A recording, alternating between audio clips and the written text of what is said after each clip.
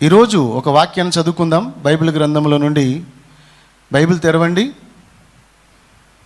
కీర్తన 81.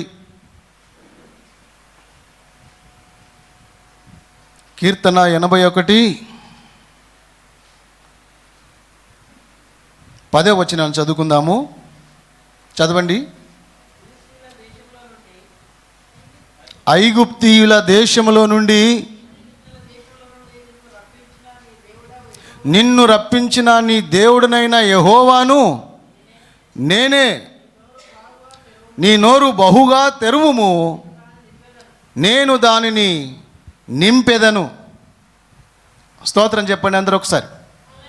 హల్లెలూయా. దేవుడు చెప్తున్నటువంటి మాట, ఇశ్రాయేలు ప్రజలతో దేవుడు చెప్తున్నటువంటి మాటను మనం ఒకసారి గ్రహించాలి. ఏం మాట చెప్పాడు తెలుసునా? ఐగుప్తీయుల నుండి, ఐగుప్తీయుల దేశము నుండి నేను మిమ్మలను విడిపించిన దేవుడను నేనే అని మీరు తెలుసుకోవాలి. అందును బట్టి మీ నోరు బహుగా తెరువుడి, నేను దానిని నింపుతాను.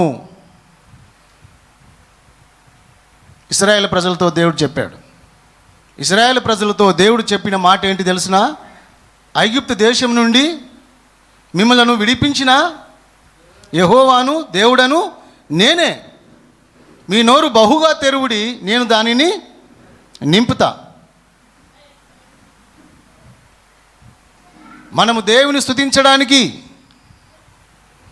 దేవుని ప్రార్థించడానికి, దేవుని ఆరాధించడానికి, దేవుని గణపరచడానికి, దేవుని మహిమపరచడానికి మన నోరు బహుగా తెరవాలి. చిన్న చిన్న స్తోత్రాలు కావు. దేవునికి గొప్ప స్తోత్రం చేయాలి. చెప్పండి ఒకసారి. హల్లెలూయా. వద్దు, నేను మైకిల్ చెప్తున్నా కదా. ఇశ్రాయేలు ప్రజలు గొప్ప స్తోత్రాలు చేసినప్పుడు అద్భుతాలు జరిగినాయి. ఎరుక గోడలు ఎలా కూలిపోయినాయి? స్తోత్రాల వల్లనే కదా. అద్భుతాలు ఎలా జరుగుతాయి తెలుసునా? స్తోత్రాలు వలనే అద్భుతాలు జరుగుతాయి. మనము దేవుని స్తుతించడానికి మన నోరు బహుగా తెరవాలి. చిన్నగా కాదు, ఆర్భాటముగా దేవుని స్తుతించాలి.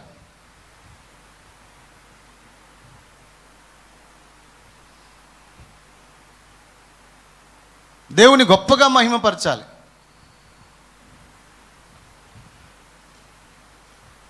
గొప్ప స్వరముతో పరలోకములో దేవుని స్తుతిస్తున్నారు.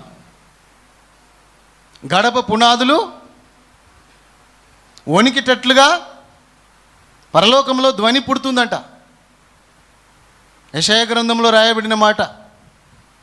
వారు స్తుతించినప్పుడు, వారు దేవుని మహిమపరిచినప్పుడు, దేవుని ఆరాధించినప్పుడు, దేవుని ఆరాధించడానికి నోరు తెరిస్తే గడప పునాదులు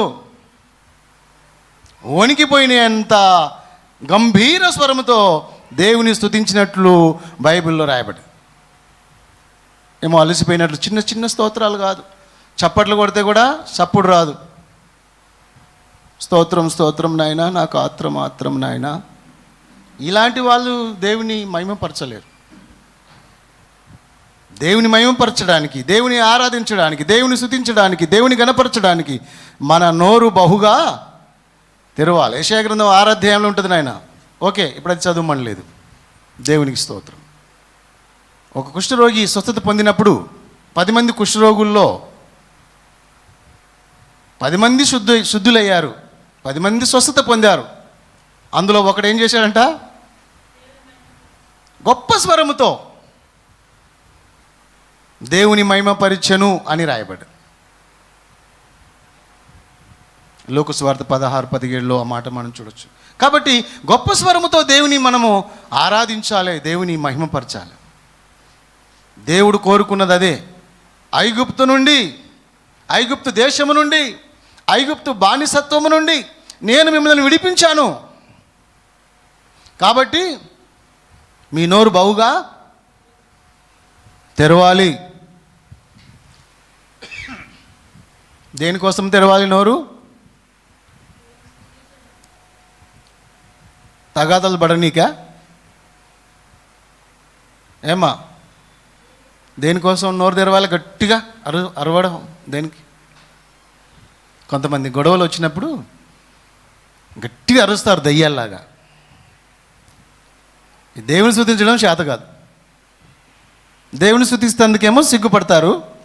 ఇంకా కొట్లాట వస్తే కొంగు నడుముకు చుట్టి ఇంకా 2 చేతులు ఆడిస్తూ తల ఆడిస్తూ గట్టిగా అరిసిపోతారు. అబ్బా దెయ్యం! అప్పుడు వచ్చి దెయ్యం కూర్చుంటుంది. దెయ్యమును గణపరచడానికి అంతగా అరుస్తూ గొడవ పెట్టుకున్నావు, తిట్టుతున్నావు. కానీ దేవుని మహిమపరచడానికి ఏమైంది నీ నోట్లా? నోరు మూసుకొని కూర్చుంటావు. ఒకటి గమనించండి, ఎవరైతే దేవుని స్తుతించరో, ఎవరైతే నోరు మూసుకొని కూర్చుంటారో వాళ్ళు ఇంకా ఐగుప్తులోనే ఉన్నారు, బానిసత్వం కిందనే ఉన్నారు. వాళ్ళు ఇంకా విడుదల పొందలేదు, వాళ్ళు ఇంకా స్వతంత్రులు కాలేదు. ఎవరైతే స్తుతిస్తారో, ఎవరైతే దేవుని మహిమపరుస్తారో, ఎవరైతే దేవుని ఘనపరుస్తారో, ఆ పరిశుద్ధాత్మ చేత ఎవరైతే నింపబడతారో వాళ్ళే విడుదల పొందినటువంటి ప్రజలు, స్వతంత్రులు వాళ్ళే. దేవుని స్తుతించని వాళ్ళు ఇంకా ఇంకా బంధింపబడిన స్థితిలోనే ఉన్నారు అని మనం అర్థం చేసుకోవాలి. నేను మిమ్మల్ని విడిపించినట్లయితే, నేను మీ దేవుడినైతే మీ నోరు బహుగా తెరవండి. ఒకవేళ మీరు నోరు బహుగా తెరవలేదంటే మీరు ఇంకా విడిపింపబడలేదు, ఐగుప్తులోనే ఉన్నారు, పాపంలోనే ఉన్నారు. ఐగుప్తు అంటే ఏంటి తెలుసా? పాపము లేదా లోకము. లోకానికి సాదృశ్యం, పాపానికి సాదృశ్యం ఐగుప్తు. ఐగుప్తు రాజు సాతానుడు, ఫరోకు సాదృశ్యం సాతానుడు. ఈ లోకాన్ని ఏలుతున్నటువంటి వాడు సాతానుడు. ఇంకా వాని ఆధ్వర్యంలోనే ఉన్నట్టు దేవుని స్తుతించని వాళ్ళు ఇంకా బంధింపబడిన స్థితిలోనే ఉన్నట్టు అర్థం. అయితే దేవుడు చెప్పాడు, మీ నోరు బహుగా తెరవండి.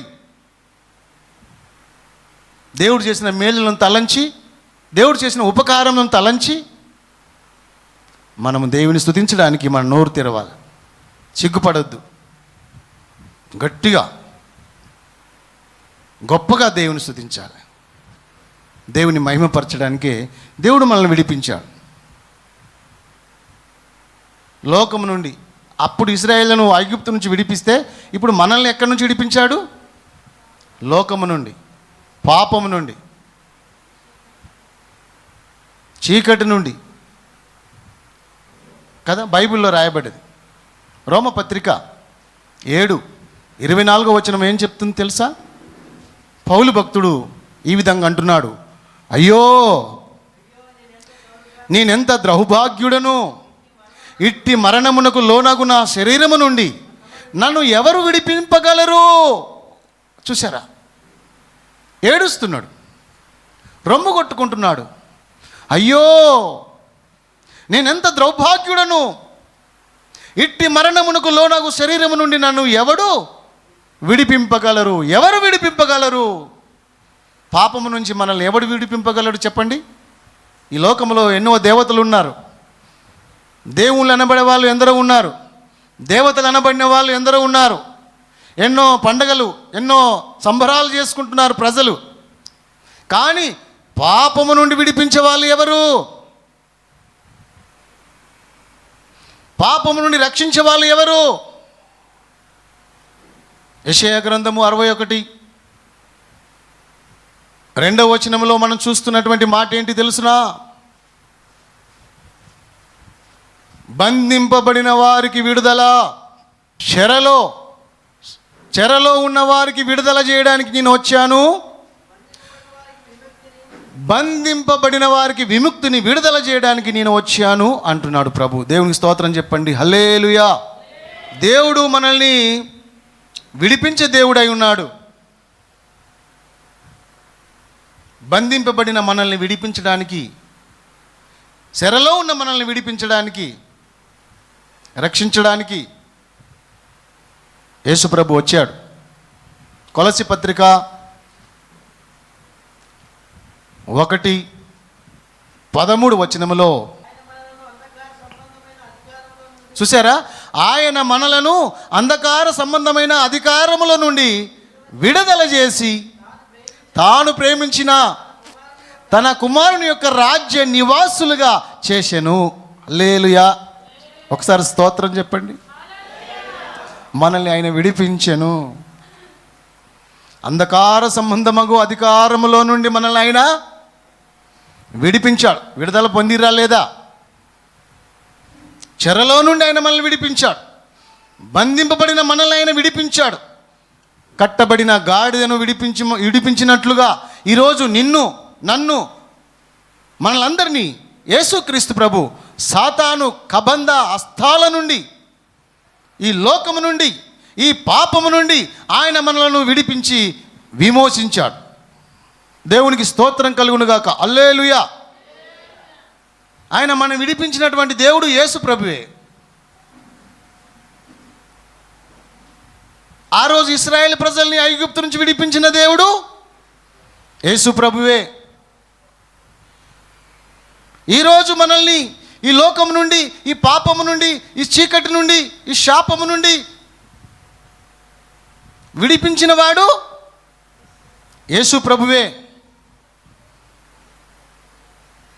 అందుకు మనము దేవునికి నోరు తెరిచి ఆయన స్తుతించాలి. చెప్పండి స్తోత్రం. హల్లెలూయా. స్తోత్రించే వాళ్ళు, నోరు తెరిచి దేవుని స్తుతించే వాళ్ళు విడుదల పొందిన వాళ్ళు. మౌనంగా కూర్చున్న వాళ్ళు బంధింపబడిన వాళ్ళు. స్తుతించే వాళ్ళు విడుదల నొందిన వాళ్ళు, స్తుతించని వాళ్ళు బంధింపబడిన వాళ్ళే. కాబట్టి ప్రియమైన దేవుని బిడ్డలారా, మనం దేవుని స్తుతించి బిడ్డలముగా నేను ఎల్లప్పుడూ యెహోవాను స్తుతిస్తాను అంటారు. నా జీవితకాలం అంతా నేను యెహోవాను స్తుతిస్తాను అన్నారు భక్తులు. యెహోవాను మనం స్తుతించాలి.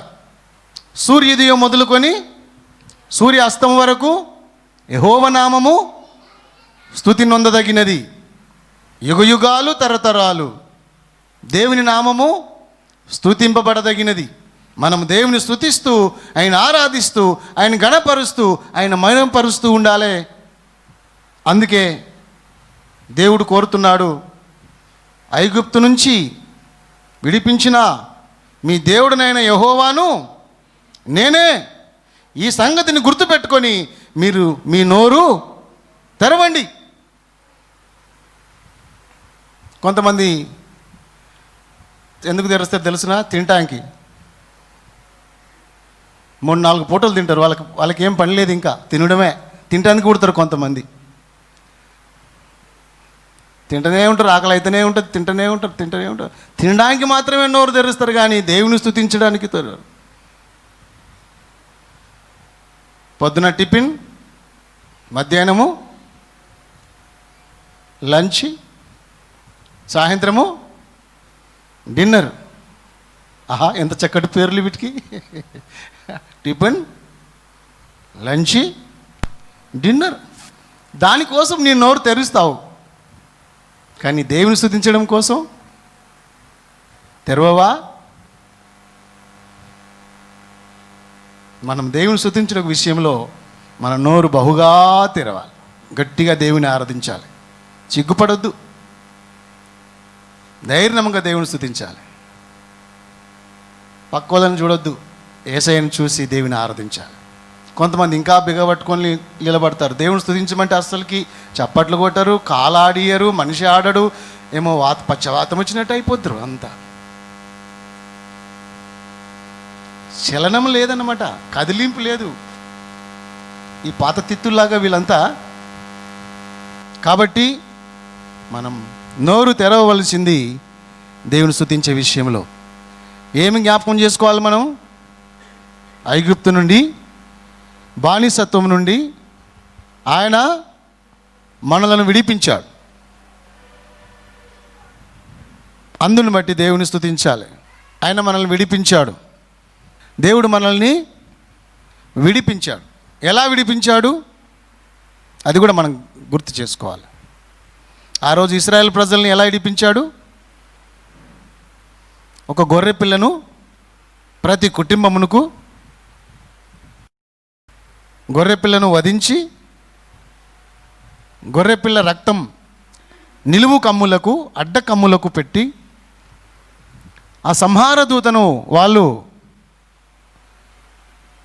తప్పించుకున్నారు. ఐగుప్తు నుంచి విడుదల పొందడానికి ప్రతి ఇంటింటికి ఒక గొర్రెపిల్లను వాళ్ళు వధించినట్టు బైబిల్ సెలవిస్తుంది. నిర్గమకాండం 12 అధ్యాయం అంతా మనం చూసినట్లయితే బైబిల్ సెలవిస్తుంది. ఆ రోజు గొర్రెపిల్ల రక్తం చేత ఇశ్రాయేల్ ప్రజలు ఐగుప్తు నుంచి ఎలా విడిపింపబడ్డారో ఈరోజు మనందరము ఎలా విడిపింపబడ్డాము? యేసుక్రీస్తు రక్తం చేత. 1 పేతురు 1 అధ్యాయము 18, 19 వచనాలు చెప్తున్నాయి. అమూల్యమైన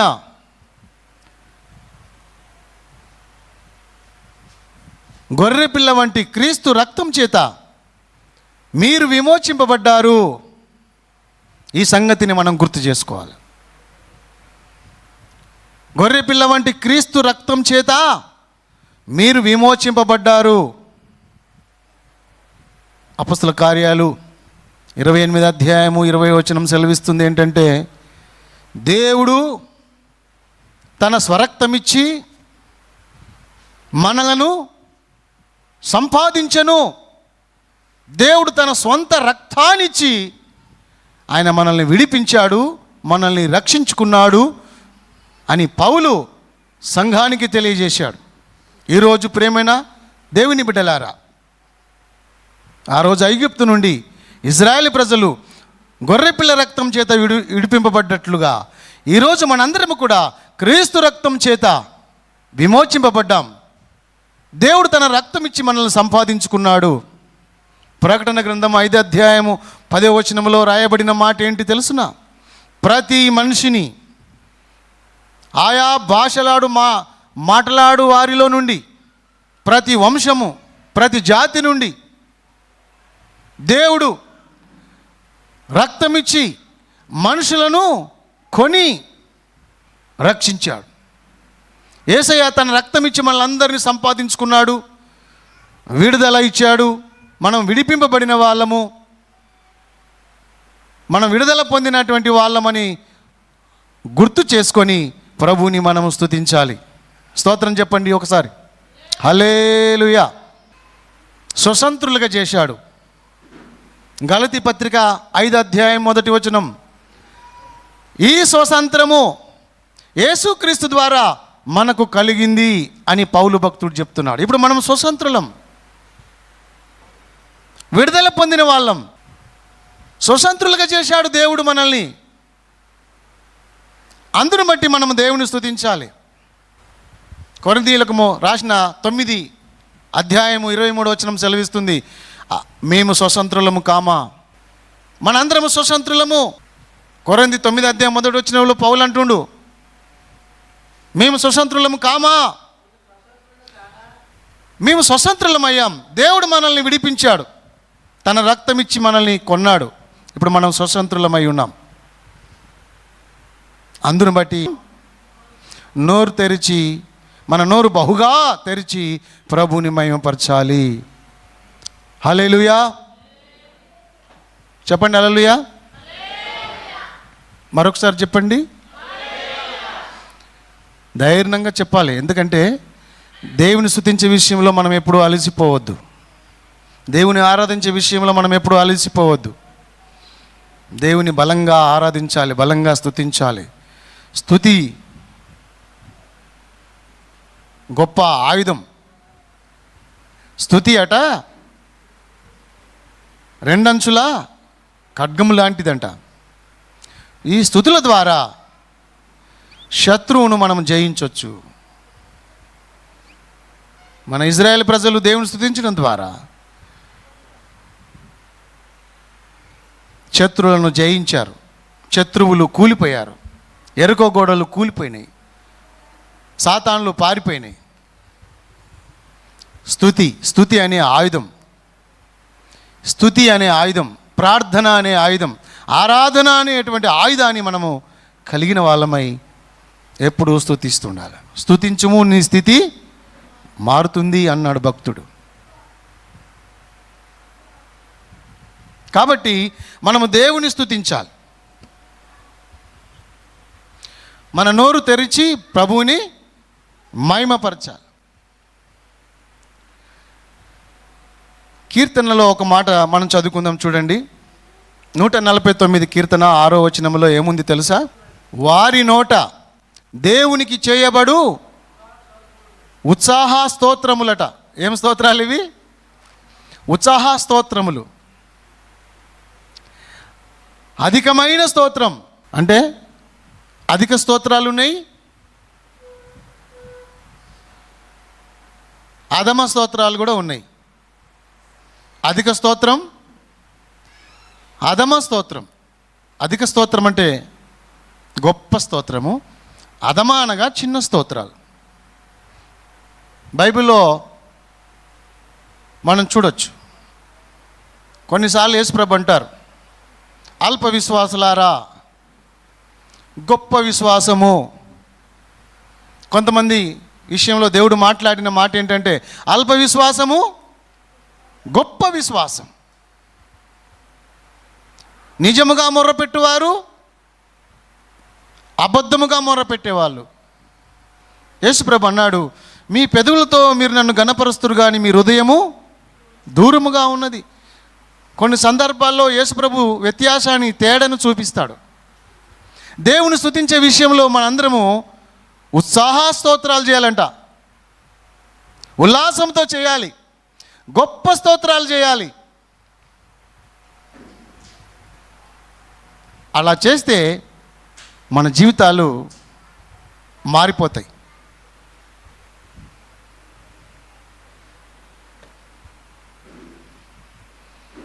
ఎప్పుడు ఉత్సాహ స్తోత్రం అంటే అర్థం ఏంటి తెలుసా?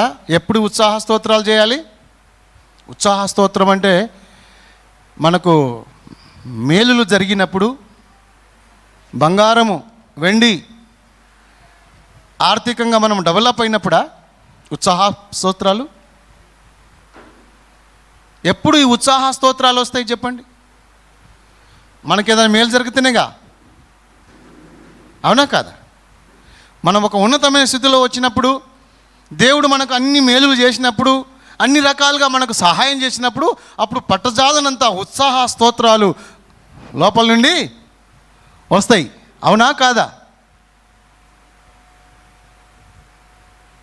చప్పుడు చేరీలు ఆలోచిస్తారు అన్నమాట. ఇది ఎటో ఉంది అనుకుంటారు. అవునా? మీరు అనుకున్నది కరెక్టే, మీరు ఆలోచించేది కరెక్టే. ఏదో మేలు జరిగినప్పుడు స్తోత్రాలు చెప్పేది అది అల్పమైన స్తోత్రం. మేలు జరిగింది కాబట్టి దేవునికి స్తోత్రం చెప్తారే, అది అల్పం. జరగకపోయినా చెప్పే స్తోత్రమే అధికం. దేవునికి స్తోత్రం, హల్లెలూయా. ఈ విషయంలో మనం యోబును గుర్తు చేసుకోవచ్చు. యోబు భక్తుడు ఏమన్నాడు? 1:21లో సమస్తము పోయినాయి, యోబుకు ఉన్నదంతా పోయింది, ఉన్నదంతా పోయింది. కొడుకులు చచ్చి కూసురు, బిడ్డలు చచ్చిపోయారు, ఇల్లు ఊలిపోయింది, ఒంటెలు, గాడిదలు ఇవన్నీ చనిపోయినాయి, పంట కాలిపోయింది, శరీరం కూడా పూర్తిగా క్షీణించిపోయింది, కురుపులతో పురుగులు పట్టిపోయింది. ఇప్పుడు ఎట్లాంటి స్తోత్రాలు వస్తున్నాయి యోబు దగ్గర నుండి? నేను నా తల్లి గర్భములో నుండి దిగంబరినై వచ్చి తిని దిగంబరిగానే తిరిగి నేను వెళ్తాను. 21వ వచనం చదువు.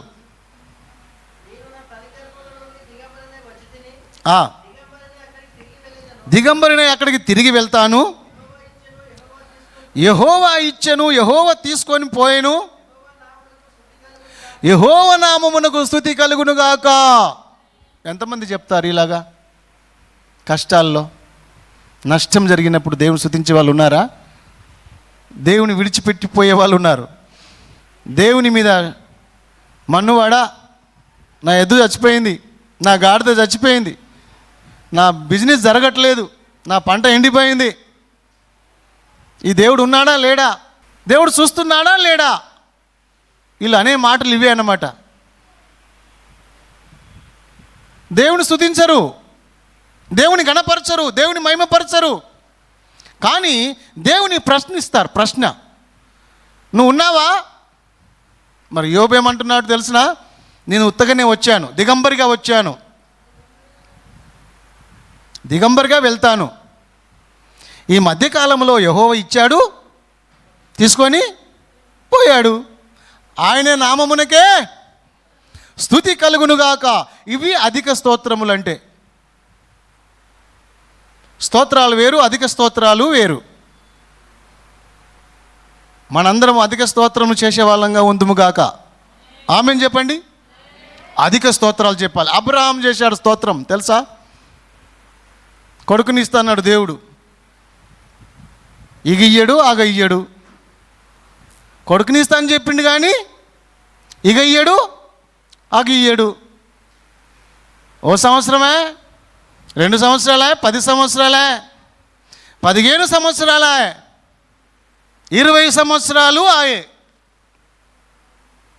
అయితే దేవుడు ఏం చేశాడు, అబ్రహాం ఏం చేశాడు తెలిసిన? అల్ప విశ్వాసి కాలే. రోమపత్రిక 4వ అధ్యాయం 20వ వచనం చూడండి ఒకసారి. బైబిల్లో రాయబడిన మాట చదువుకుందాం. రోమపత్రిక 4:20. అబ్రహాం ఏం చేశాడంటే దేవుని స్తుతించాడు, దేవుని మహిమపరిచాడు తప్ప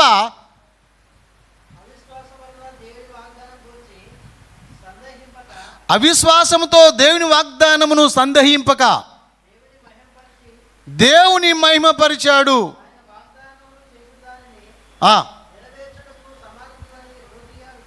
చూశారా, అబ్రహాం చేసిన పని ఏం తెలిసిన? ఆ దేవుడు మాట ఇచ్చాడు, తప్పకుండా నెరవేరుస్తాడు అని అబ్రహాము నమ్మి దేవుని మహిమపరిచాడు తప్ప, దేవుని ఆరాధించాడు తప్ప, దేవుని గణపరిచాడు తప్ప అల్ప విశ్వాసి కాలే. అల్ప విశ్వాసి అయి దేవుని ప్రశ్నించలే. కొడుకులు లేకపోయినా, పిల్లలు లేకపోయినా దేవుని స్తుతించాడు. హల్లెలూయా. కొంతమంది కొడుకు పుట్టకపోతే దేవుని స్తుతించడం మానేయాలా? కొడుకునిస్తే పెద్ద స్తోత్రం, కొడుకునియకపోతే చిన్న స్తోత్రాలు చెప్పడం కరెక్టా? ఎవరిని ఇయ్యకపోయినా దేవునికి స్తోత్రమే. హల్లెలూయా.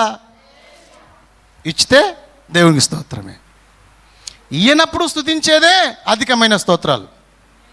యోబు అలాగనే స్తుతించాడు, అబ్రహాము అలాగనే స్తుతించారు. అధిక స్తోత్రాలు అంటే ఏంటి అంటే చెప్తున్నా. అధికమైన స్తోత్రాలు ఎప్పుడు చేయాలి? సంతోషం ఉన్నప్పుడు, మనకేదో మేలు జరిగినప్పుడు, మనమేదో లోకపరంగా ఏదో అభివృద్ధి పొందినప్పుడు కాదు. ఏమి లేనప్పుడు స్తుతించడమే అధిక స్తోత్రాలు. వారి నోట అధిక స్తోత్రాలు ఉండెను. ఎవరి నోట? ఇశ్రాయేల్ ప్రజల నోట్లో ఏమున్నాయంట?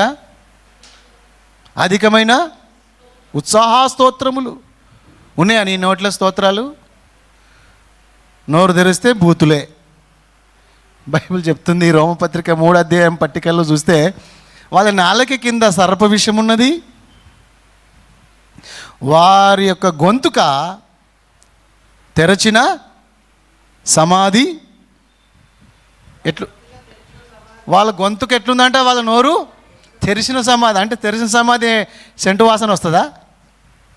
తెరిచిన సమాధిలో ఏం వాసన వస్తుంది? ఛీ,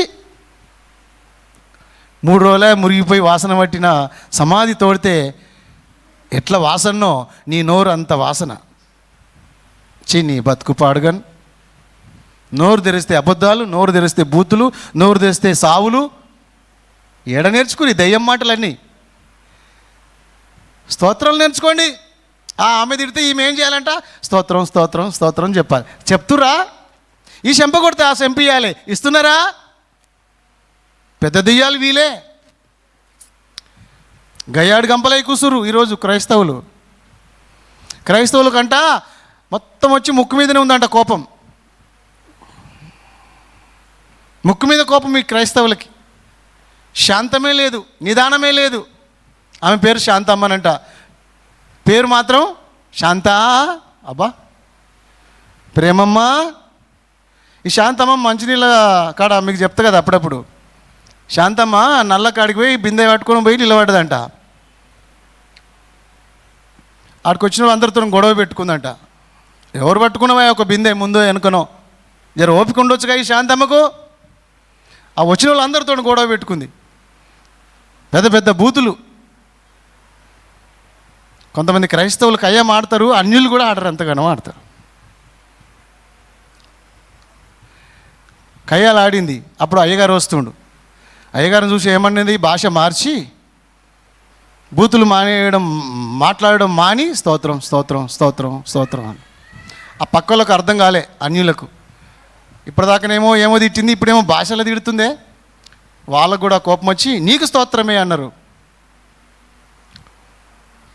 ఆమె స్తోత్రం చెప్తుంది, హల్లెలూయా చెప్తుంది. వీళ్ళందరూ ఏం చేశారు, నీకు హల్లెలూయా, నీ ఇంటి వాళ్ళకి హల్లెలూయా, నీకు స్తోత్రం కలుగును గాక అంటే అయ్యగారు చూసి శాంతమ్మ ఎంత మంచి పని చేస్తుంది, నీళ్ళకి వచ్చిన వాళ్ళందరి చేత స్తోత్రాలు చెప్పిస్తుంది అనుకున్నట్టు అయ్యగారు. ప్లేట్ మార్చింది శాంతమ్మ. అయ్యగారు లేనప్పుడు ఒక రకం, అయ్యగారు వచ్చినాక స్తోత్రం. వాళ్ళ అందరూ స్తోత్రాలు చెప్పారు. ఈరోజు మన నోటిలో అధికమైన స్తోత్రాలు. యోబు ఏమి లేనప్పుడు దేవుని స్తుతించాడు. అబ్రహాము పిల్లలు లేనప్పుడు దేవుని స్తుతించాడు. ఏమి లేకపోయినా, యోబులాగా అంత పోయినా, పిల్లలు లేకపోయినా ఏం చేయాలంటే మనము స్తుతించాలి. అపొస్తల కార్యాలు 16వ అధ్యాయం ఒకసారి చూద్దాం. అపొస్తల కార్యాలు 16వ అధ్యాయము 25వ వచనం. పౌలు శీలలు ఏం చేశారు తెలుసా? 25వ వచనం. అయితే మధ్యరాత్రి వేళ పౌలును శీలను దేవునికి ప్రార్థించుచు కీర్తనలు పాడుచు దేవుని మహిమపరచుచుండిరి. స్తోత్రం, హల్లెలూయా. పౌలు శీలను మెత్తగా కొట్టారు, కాళ్ళకు చేతులకు బొండలేశారు, రోడెంబడి ఈడ్చుకుపోయారు. ఈ పంత కొట్టుకుపోయింది, మొక్కలన్నీ కొట్టుకుపోయినాయి, పిడిగుద్దులు గుద్దారు, జైలు వేశారు. అప్పుడు ఏం చేయాలి పౌలు? దేవుడా నువ్వు ఉన్నావా, నేను నీ సేవకు వచ్చాను కదా, నీ సువార్త చేస్తున్నగా నేను, మరి వాళ్ళని ఎందుకు కొట్టనిచ్చినావు? శత్రువులు నా మీద పడి నన్ను కొడుతుంటే నువ్వు ఎందుకు చూస్తున్నావు? నన్ను జైలు వేసిర్రు, నువ్వు ఎందుకు చూస్తున్నావు అని విమర్శించాడా, ప్రశ్నించాడా, స్తుతించాడా? ఏం చేసిండు? దేవుని స్తుతించారు, కీర్తనలు పాడుచు దేవుని మహిమపరుస్తూ దేవుని గణపరుస్తున్నారు. ఆ శ్రమలో అధిక స్తోత్రములు అంటే ఇవే, ఉన్నతమైన స్తోత్రాలు ఇవి, గొప్ప స్తోత్రాలు ఇవి. కష్టాల్లో ఉన్నప్పుడు, శ్రమలో ఉన్నప్పుడు, సమస్యల్లో ఉన్నప్పుడు, బాధలో ఉన్నప్పుడు మనం దేవుని స్తుతించడమే అధికమైన స్తోత్రాలు. ఇక అన్ని మంచిగా ఉన్నప్పుడు స్తుతించేది అల్ప స్తోత్రాలు. అల్పమైన స్తోత్రాలతో కాదు దేవుని మహిమపరచడం, ఉన్నతమైన స్తోత్రాలతో దేవుని మహిమపరచాలి. చెప్పండి స్తోత్రాలు, చెప్పండి, మరొకసారి చెప్పాలి. ఎంత మంచిగా చెప్తారు, దేవుడు మిమ్మల్ని దీవించును గాక. ఇవే స్తోత్రాలు చెప్పండి జీవితకాలం అంతా. వాళ్ళ నోటి నిండా ఉత్సాహ స్తోత్రాలు, అధికమైన స్తోత్రాలు ఉన్నాయంటే ఇదే. చూసావా, పౌలు శీలలు దేవుని స్తుతిస్తుంటే ఏం జరిగింది? అద్భుతం జరిగింది. దేవుని సన్నిధి దిగొచ్చింది. చెరసాల పునాదులు అదిరేను. స్తుతిస్తే అదరాలే. చెరసాల పునాదులు అదిరి కదిలి డోర్లు ఏమైపోయినాయి? తెరవబడ్డాయి.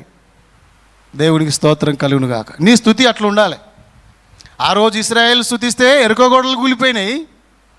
ఈరోజు పౌలు శీలలు స్తుతిస్తే చెరసాల బద్దలైపోయింది. కష్టంలో ఉన్నారు, ఒళ్ళన్నీ దెబ్బలే, రోడ్డు మీద ఈడ్చుకొచ్చారు. అప్పుడు అన్ని రోడ్లు ఎట్లున్నాయి తెలుసా?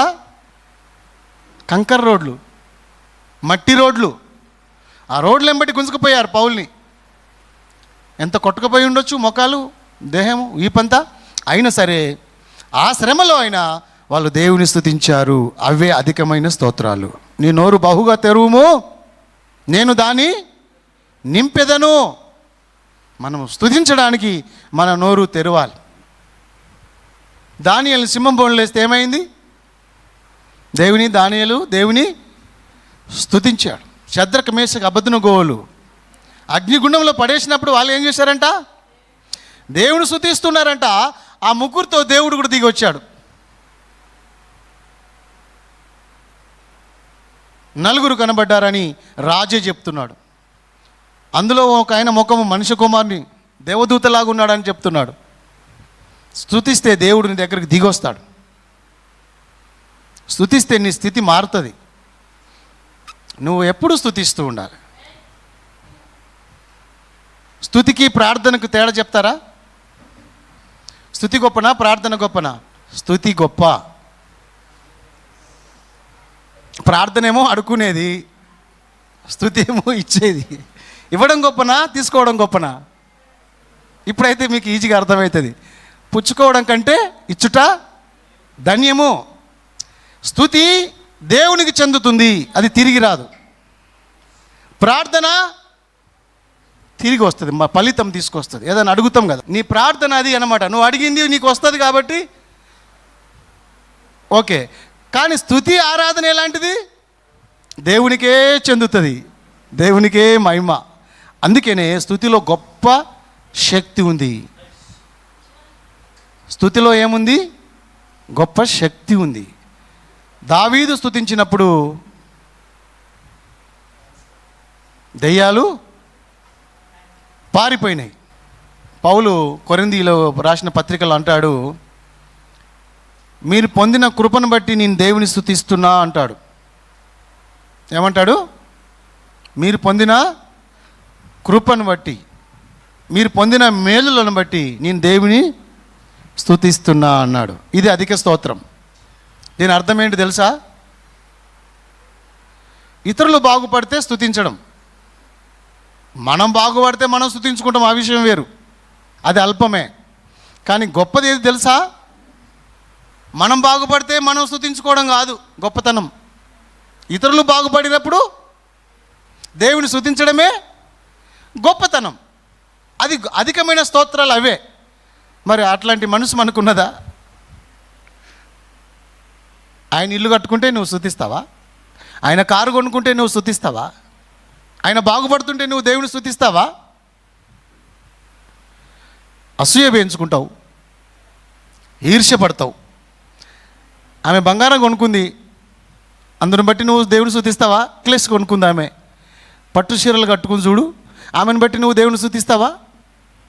ఈర్ష్యపడతావు, అసూయ పడతావు. అవునా కాదా? ఇది మానవ తత్వం, మానవ మనసు ఇలాంటిది.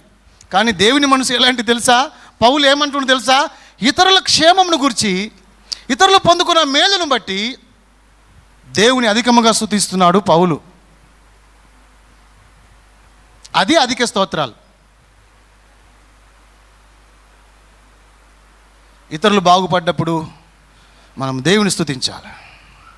ఇతరులు అభివృద్ధి పొందినప్పుడు మనం దేవుని స్తుతించడమే అధికమైన స్తోత్రాలు.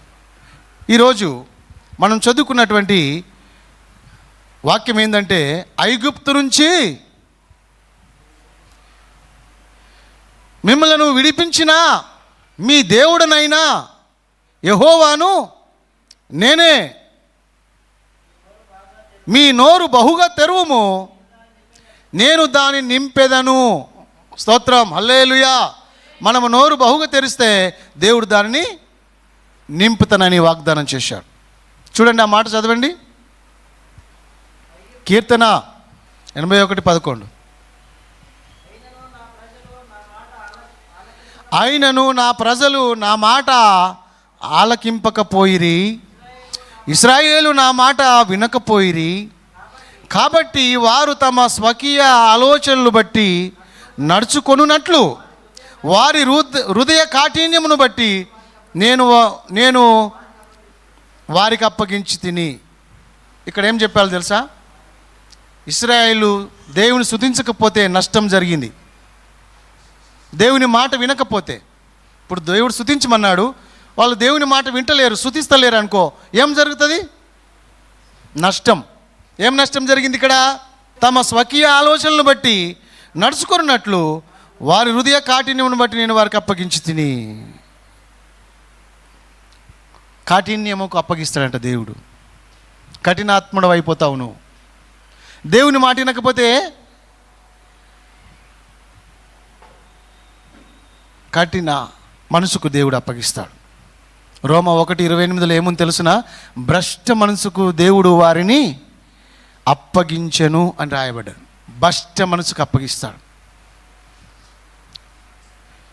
1 కొరింథీ 5:5 4వ లైన్లో ఏముంది తెలుసునా? సాతానుకు అప్పగిస్తాడు దేవుడు.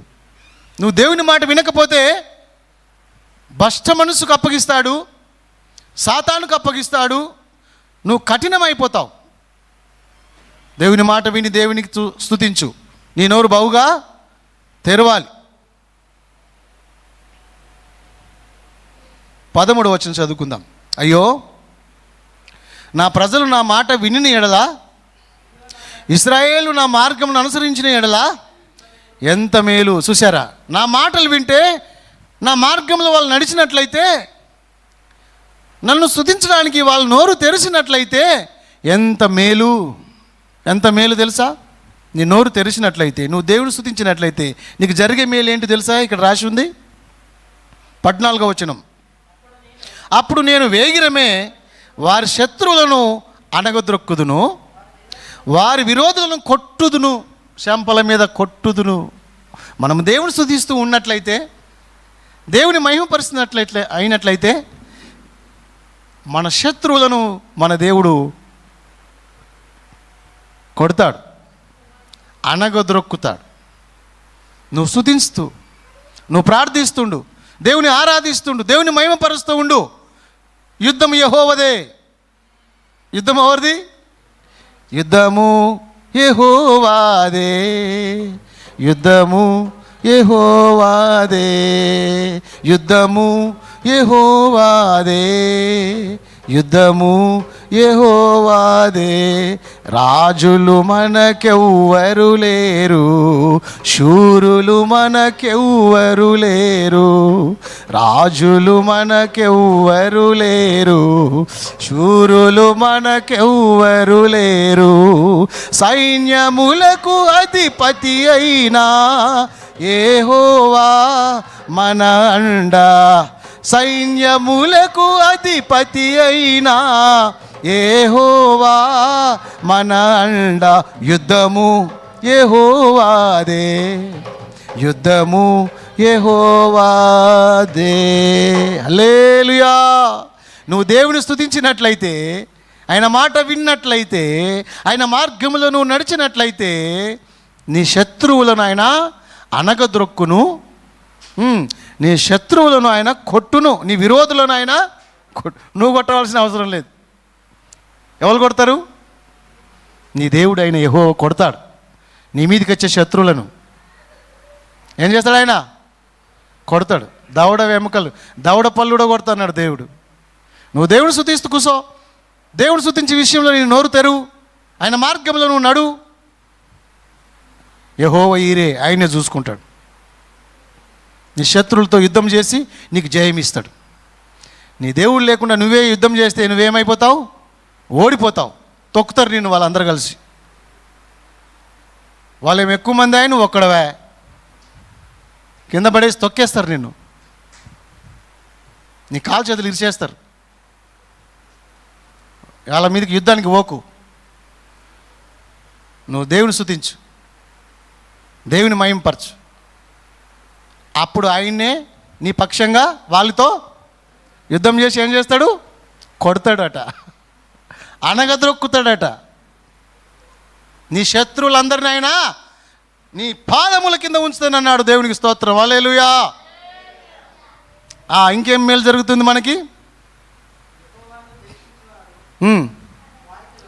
మనకు వాళ్ళందరూ లొంగిపోదురు, మన శత్రువులు మనకు లొంగిపోతారు. ఒక రోజు వస్తుంది, వస్తారాలే, దేవునికి స్తోత్రం, లొంగిపోతారు. తర్వాత వారి కాలము శాశ్వతం ఉండును. ఇంకా మేలు లేదంటే, ఇంకా గొప్ప మేలు లేదంటే, దేవుని స్తుతించినప్పుడు ఇంకా మనకు జరిగే మేలు ఏం తెలుసునా? అతి శ్రేష్టమైన గోధుమలను అనుగ్రహించి నేను వారిని పోషించుదును. చప్పట్లు కొడితే 80%. చాలా సంతోషం. శ్రేష్టమైన గోధుమల చేత మనల్ని ఆయన పోషిస్తాడట. లాస్ట్ లైన్ చదివి ముగించుకుందాం. ఏమంటాడు ఇంకా? కొండ తేనెతో నిన్ను ఆయన, నువ్వు స్తుతించినట్లయితే, స్తుతించడానికి నీ నోరు బహుగా తెరిచినట్లయితే మంచి గోధుమలతో నిన్ను పోషిస్తాడు. కొండ తేనెతో ఆయన నిన్ను తృప్తిపరుస్తాడు. కొండ అంటే ఏంటిది? బండ, అంతేగా. బండ అంటే రాయి. భూమి మీద గట్టిది అంటే ఏది? బండనేగా. గట్టిదంటే ఏంటిది? బండ. అన్నిటికంటే తీయదంటే ఏంటిది? తీయది తేనె. ఆ బండలో నుండి, అనగా ఆ కఠిన బండ నుండి కూడా నిన్ను ఆయన పోషించగలడు. నీ పరిస్థితి కఠోరంగా, కఠినంగా ఉందనుకో, నీ యొక్క సంసారం, నీ సంసారము అతి ఘోరంగా, అతి కఠినంగా, ఎక్కడ వెళ్ళినా రాయిగాల్చి చేతులు వేసినట్టుందయ్యా నా సంసారం, బిజినెస్ అవ్వట్లేదు, సెంటర్ సాగట్లేదు, పంట వండట్లేదు, పైకి రావట్లేదు, నేను రౌతుగాల్చి చేతులు వేసినట్టే ఉంది. అయితే గుర్తుపెట్టుకో, నీ నోరు బహుగా తెరువు. దేవుని స్తుతించే విషయంలో నువ్వు నోరు తెరిచినట్లయితే ఆ రౌతు నుండి, ఆ బండ నుండి ఇశ్రాయేలు ప్రజలకు నీళ్ళు ఇచ్చిన దేవుడు నీకు తేనె ఇవ్వబోతున్నాడు.